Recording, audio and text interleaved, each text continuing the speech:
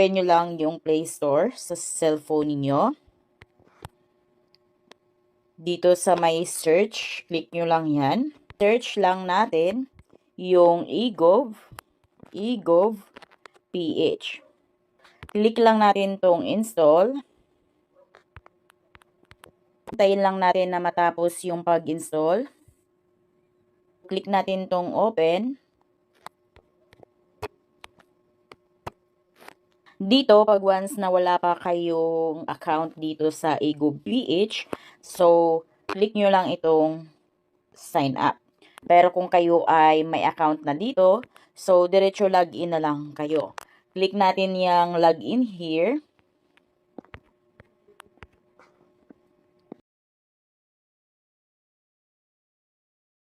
Kung wala pa kayong account, kailangan muna natin mag-create ng account. Click lang natin tong create new account.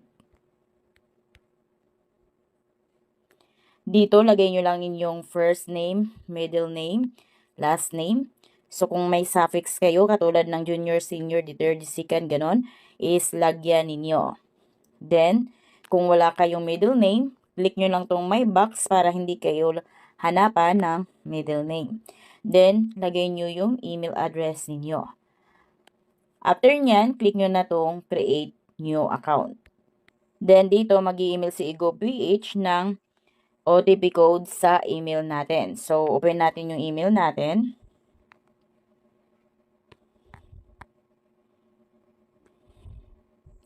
Ito na yung email. 8. Lagay natin dito 713248. Then, lagay natin yung cellphone number natin. Then, click next. Mag-text ng OTP code. Hintayin natin yung OTP code. 36. Ayan, then dito mag-create na tayo ng own PIN natin. So, kada login natin, ito na yung PIN natin. Lagay lang natin. Click next. Re-enter nyo yung PIN ninyo. So, alalahanin or tandaan nyo yung PIN ninyo guys, dahil ito na yung PIN or password ninyo kada login nyo ng eGov.ph. Click next. Ayan, congratulations, you have successfully created your account. Dito, para ma-access na natin lahat ng mga features dito sa eGov.ph apps, kailangan i-verify muna natin yung ating account dito. So, click lang natin tong verify now. Then, dito, under citizenship, click lang natin to. Then, piliin lang natin yung Filipino. Then, dito sa baba, lagay lang natin yung ating birthday or birth date. Naka-format siya as month, date, at saka year. So, kung kayo ay lalaki, piliin nyo lang yung male. Okay na yan. Click natin yung next. Dito, kung ano yung kasalukuyang address ninyo, so yun yung ilagay ninyo. Kung nasa Pilipinas kayo, so huwag nyo na yung baguhin. Country, Philippines. Lagay nyo lang dito yung state or province, city or municipality, barangay, house number or building or street name. Kung haba yung address ninyo, so lagyan nyo pa yung address line 2. Then, kung alam nyo yung postal code, so lagyan nyo din. Kung hindi nyo alam, is pwedeng hindi lagyan. So, optional lamang itong dalawa. Ngayon, after nyan, double check nyo kung tama ba. Kung tama naman, click nyo na itong next. Dito, confirm information. So, double check nyo yung details na nailagay ninyo kung tama ba. Then, pag tama naman, click nyo na itong next.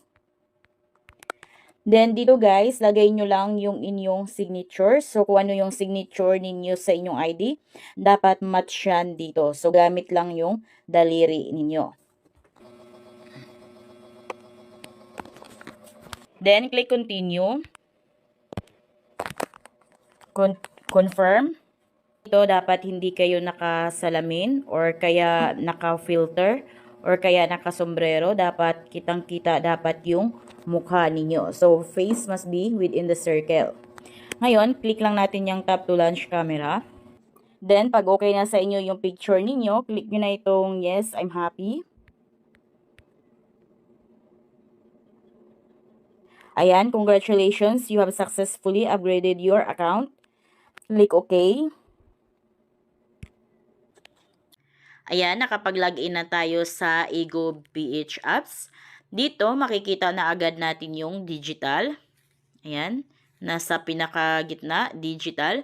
Click lang natin yan. Then guys, makikita na agad natin yung mga IDs natin dito. Mga IDs na meron kayo. So, sa akin dito guys, ito yung mga IDs makikita ko or makukuha ko sa aking Ego PH Apps. So, meron akong ditong National ID at saka PhilHealth. Na akong NBI clearance. So, check natin. Ayan, swipe nyo lang pataas. Ayan, yan yung PhilHealth ko. Ayan, yan yung PhilHealth ko. Swipe pataas. So, ayan, ito na yung aking NBI. So, click nyo lang yan kung halimbawa gusto nyong makita. So, ito na yung aking NBI clearance. Ayan, so ito is may QR code na din. Kaya malalaman din kung ito ay legit or hindi. Click nyo lang tong enlarge QR code. Ayan, kung gusto nyo i-large or ilakihan yung QR code. Halimbawa, gustong i-scan kung legit ba.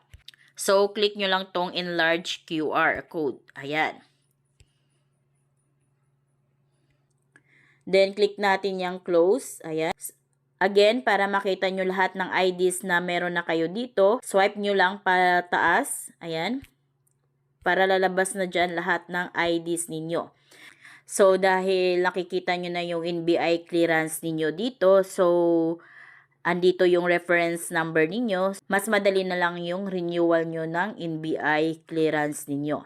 So, take note dito guys na yung NBI na ito is hindi ito pwedeng ipa-PVC or ipa-print. Ito is for viewing lamang. So, hindi pwedeng ipa-print para gawing ID.